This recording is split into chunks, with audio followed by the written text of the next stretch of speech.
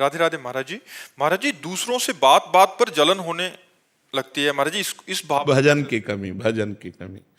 अंतःकरण बहुत हल्का हो चुका है, मलिन हो चुका है, इसलिए क्षणे रुष्टा क्षणे तुष्टा, रुष्टा तुष्टा क्षणे क्षणे, क्षण में नाराज क्षण में प्रसन्न, ये बहुत हल्के अंतःकरण की बात है। अंतःकरण मलिन हो चुका है, इसको पावन करो, खूब नाम जप करो, भगवान की कथा सुनो, भगवान नाम कीर्तन करो। जब हृदय शीतल रहता है तो बड़ी बड़ी बुरी बातें भी कोई कह जाए तो मुस्कुराए, अरे बोल रहा, अपनी मस्ती में चल देते हैं। इतना बेईमान मन है कि छोटी छोटी बातों में तुम्हें जलाने लगेगा, छोटी छोटी बातों में। अगर इसको संभालो ना तो छोटी छोटी बातों में तुम्हें परेशान कर देगा। और जब इसे भजन करवा लो ना तो कोई धक्का मार दे, गाली दे दे, अपमान कर दे, निंदा कर दे तो भी उपेक्षा हो जाती है। अरे ये उसकी मति है, ये उसका विचार है, उसकी भावना है, और अपने मन को तुरंत संभालते हैं। तो मन को संभालने के लिए नाम जप, सत्संग और शास्त्रों का स्वाध्याय अत्यंत आवश्यक है। जब तक अध्यात्म नहीं होगा तब तक मन को नहीं संभाला जा सकता है। मनु जी कानपुर से। श्री हरिवंश महाराज। श्री हरिवंश महाराज जी। महाराज जी, आप कह रहे हैं कि आप कुछ जने आए हैं और एक ही ऑफिस में काम करते हैं, ऑफिस में भगवत में वातावरण रहे इसके लिए पूरा प्रयास रहता है नाम जप करने का। महाराज जी, कारोबार में आसक्ति हटाने का एवं ऑफिस से जो प्रपंच होता है महाराज जी, उससे बचने का क्या उपाय है महाराज जी? आसक्ति हटानी नहीं है, कारोबार से आसक्ति हटानी नहीं, उसे पूजा समझना है। आसक्ति हटा देंगे तो कारोबार नहीं हो पाएगा। और कार्य जब हम भगवान की पूजा, जैसे हम आपसे कहें जाओ आप हमारे लिए दिल्ली जाओ और दिल्ली से आप अमुक चीज़ खरीद करके लाओ, तो आप बड़े उत्साहित होकर जाएंगे। आपसे कोई पूछेगा कि आप दिल्ली जा रहे हैं, प्रपंच है, तो आपको प्रपंच, ठाकुर सेवा, महाराज ने बोला है ठाकुर जी के लिए मैं जा रहा हूँ, ठाकुर जी के लिए का, तो आपको कितना भी कष्ट मिले आप प्रपंच में घुस करके वो काम करके आनंदित रहेंगे। क्यों? क्योंकि आपको लग रहा है कि संत ने आदेश किया, भगवंत सेवा है। तो बस यही बात मान लो, ऑफिस भगवान की पूजा है। जो हम समाज की सेवा कर रहे हैं, जिस भी डिपार्टमेंट में हो आप, वो समाज के लिए ही है। समाज की सेवा भगवान की सेवा है। हमारी ऑफिस पूजा गृह है। हम अपनी ऑफिस में ईमानदारी से समाज के प्रति कैसे उनको सुख मिले, इस भाव का बर्ताव रखते हुए हम कोई व्यसन न करें, शराब न पिएं, मांस न खाएं, गंदे आचरण न करें, बेईमानी न करें, तो वही पूजा आपको भगवत प्राप्ति करा देगी। देखो, खास बात समझो, श्री रैदास जी महाराज अपना ही कार्य करते थे। कठौता बड़ा सा था, उसी में चमड़े को धोना, उसी से अपना कार्य करते थे। बड़े बड़े योगियों को परास्त कर दिया कठौते के पानी से, बड़े बड़े योगियों को क्यों? राम राम राम। जो भी कार्य कर रहे हैं वो भगवान का नाम जप करते हुए कर रहे हैं। तो बड़े बड़े योगियों को चमत्कार के द्वारा परास्त कर दिया उसी कठौते के जल से। क्योंकि बस निरंतर नाम जप और अपने कुल का कर्तव्य कर्म, अपना कर्तव्य कर्म पूजा मानकर। जैसे सदन जी कसाई थे, मांस काट के बेचते थे, पशुओं की हत्या नहीं करते थे, कसाई वाड़े से मांस ले आते थे, कुल परंपरा का था, और नाम जप करते। इतने सिद्ध संत हुए कि उनकी गाथा गाई गई है। तो हमारा जो कर्म है उसे हम ईमानदारी से यदि करें तो वो पूजा हो जाएगा। और नाम जप कर रहे हैं तो इसी से हमें भगवत प्राप्ति हो जाएगी। हमको आसक्ति नहीं छोड़नी, क्योंकि अगर हम अपने कर्म में आसक्ति नहीं करेंगे, एकाग्रता नहीं करेंगे, तो कर्म पूरा नहीं होगा।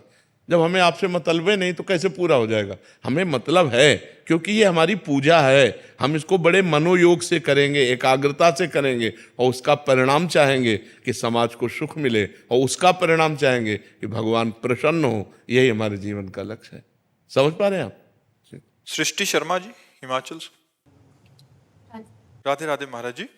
महाराज जी, आपके श्रीमुख से भी और साधकों के साक्षात्कार जब सोशल मीडिया पे सुने तो सुना कि राधा केली कुंज में काफी साधक ऐसे हैं जो पदों पे, अच्छे परिवार, नौकरी, धन दौलत, उन्हें अचानक से संन्यास मार्ग मिल गया। गुरुदेव, मैं ये पूछना चाहती हूँ कि क्या ये उनके पूर्व जन्म का भजन था, या इनको मार्ग मिला, या गुरुदेव और श्री जी की उन पर संग दोष, संग दोष। नारद सिख जे सुनय नर नारी, अवश्य भवंत जी होए भिखारी। समझ में आया? प्रेमानंद का संग दोष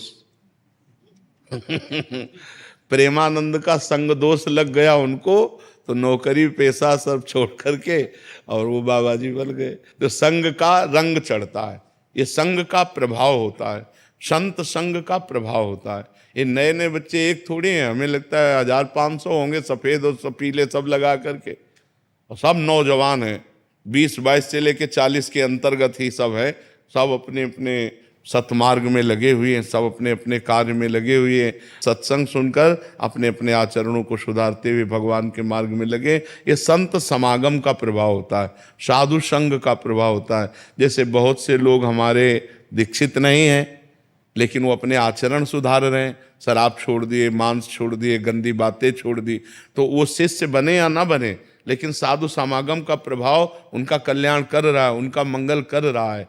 तो ये प्रभाव प्रारब्ध से नहीं होता, संत समागम प्रारब्ध से नहीं होता। जब द्रवहि दीन दयालु राघव तो साधु संगति पाइए। जब भगवान कृपा करते हैं, जब द्रवित होते हैं, तब संतों का संग मिलता है। ये पुण्य से नहीं मिलता है, ये प्रारब्ध से नहीं मिलता है। हाँ, अब मोहि भा भरोसा हनुमंता, बिनु हरि कृपा मिले नहीं संता। जब भगवान कृपा करते हैं तब संत समागम मिलता है, और जब संत समागम मिलता है तो उसका रंग चढ़ जाता है, और उसका रंग चढ़ेगा चढ़ेगा पक्का चढ़ेगा। ऐसा कोई नहीं है कि रंग बरस रहा हो और वो अछूता चला जाए। जैसे काजर की कोठरी में कैसो भी सयान हो जाए, दाग लागी है पै लागी है पै लागी है, ऐसे ही साधु समागम में कितना भी नीच पुरुष चला जाए उसका मंगल होगा, मंगल होगा, मंगल होगा, पक्का मंगल होगा। कुछ न कुछ उसका सुधार शुरू हो जाएगा। जिस दिन से साधु संगति मिलेगी उस दिन से उसकी मति गति परिवर्तित होनी शुरू हो जाएगी। जी। ज्योति शर्मा जी मेरठ से।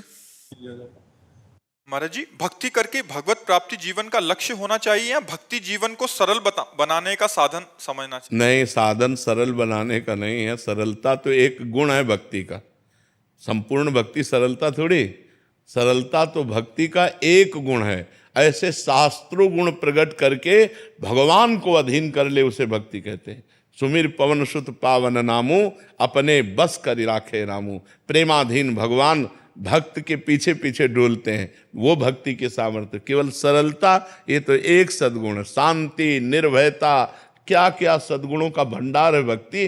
जो भगवान को अधीन कर ले उसे भक्ति कहते हैं। भगवान का नाम प्रेमाधीन है। भक्ताधीन मना पूज्यो, भगवान भक्त के अधीन है। भगवान भक्त की मन की बात पूर्ण करने वाले हैं। तो भक्ति तो बड़ी सामर्थ्यशाली वस्तु है बच्चा। उसमें केवल एक सरलता ही नहीं है, उसमें तो अपार सद्गुण है जो भगवान को लुभायमान करके भक्ति के पीछे पीछे, जहाँ जहाँ मेरा भक्त चरण रखे वहाँ वहाँ रखूँ हाथ, पीछे पीछे मैं फिरूं, कभी न छाड़ूं साथ। अनुब्रजाम में हम नित्यम पुए अत्यंगुरेणुमी, मैं भक्तों की चरण रज मेरे ऊपर पड़ जाए इसलिए मैं पीछे पीछे घूमता हूं, भगवान कहते। लेकिन कौन भक्त? निरपेक्षम मुनिम शांतम निर्वैरम समदर्शनम, अनुब्रजाम में हम नित्यम पुए अत्यंगुरेणु भी। जो निरपेक्ष हैं, किसी से कोई अपेक्षा नहीं रखते, जो किसी के आगे हाथ नहीं फैलाते। भक्त कभी किसी से पैसा नहीं मांगेगा। अगर वो पैसा या अपनी किसी बात की फीस लेता है तो वो भक्त नहीं है, वो व्यापारी है। हम भगवान की चर्चा कर रहे हैं, अगर इसकी फीस ले रहे हैं तो हम व्यापार कर रहे हैं, भक्ति नहीं कर रहे। भक्ति सबका, जैसे हमारे भगवान ऐसे आपके भगवान। हम भगवान की चर्चा कर रहे हैं, यही हमें आनंद मिल रहा है। ये हमारा सौभाग्य कि आप सुनने के लिए आए हैं। यही हमारी फीस है कि आप बैठकर सुनिए और सुनकर अपने आचरणों में उतारिए और आप भी भगवान के बनिए। तो भगवान के चरणारविंद की जो आसक्ति, जो भक्ति है, वो कभी बिकती नहीं है। अगर जहां बेचा जाता है तो भक्ति नहीं होती। भक्ति का स्वरूप क्या है? निरपेक्षम, कोई चाह नहीं। जिसकी कोई चाह नहीं, अगर चाह रखता है तो भक्त नहीं। जिसकी चाह मिट गई, चाह मिटी चिंता मिटी, मनुआ बेपरवाह, जिनको कछु न चाहिए वो साहन के साह। वो सहनसाह भक्त होता है जिसकी चाह जा ही न चाहिए कबो कछु, तुम सन सहज सने बसो निरंतर तासुर, सो राउर निजगे। निरपेक्षम, किसी की अपेक्षा नहीं। और मुनिम, हर समय जो मंत्र का मनन करता रहता है, शास्त्रों का मनन करता रहता है। शांतम, चाहे अपमान की स्थिति हो या सम्मान की स्थिति हो, जो शांत रहता है, किसी भी परिस्थिति में अशांत नहीं रहता। निर्वैरम, जो पूरे संसार में किसी एक से भी शत्रुता नहीं रखता, समदर्शनम, जो सब में भगवान का दर्शन करता है, ऐसे भक्त के पीछे पीछे भगवान डोलते हैं कि उसके चरण रज पड़ जाओ, मैं पावन हो जाऊं। तो भक्ति की महिमा जो भगवान को अधीन कर ले, सरलता तो उसका एक साधारण सद